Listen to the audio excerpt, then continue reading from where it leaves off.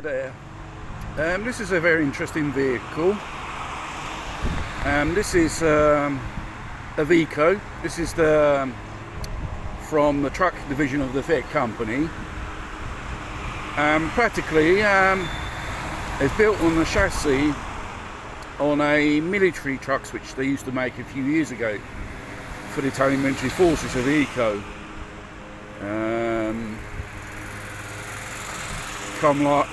Kind of like a lightweight armoured vehicle, but with special features for military uses. And sometimes you can bump into these vehicles which for civilian use, which they got a more higher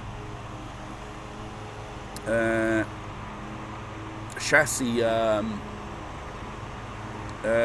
thing, because due to the 4x4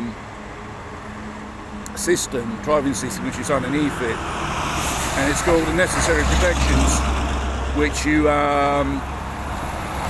have on these type of category vehicles. And it's a camper as well. It's a very good off-road vehicle, and it's ideally for bug out situations.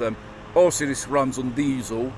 It has an external snorkel air thing if you have to pass through shallow rivers or streams.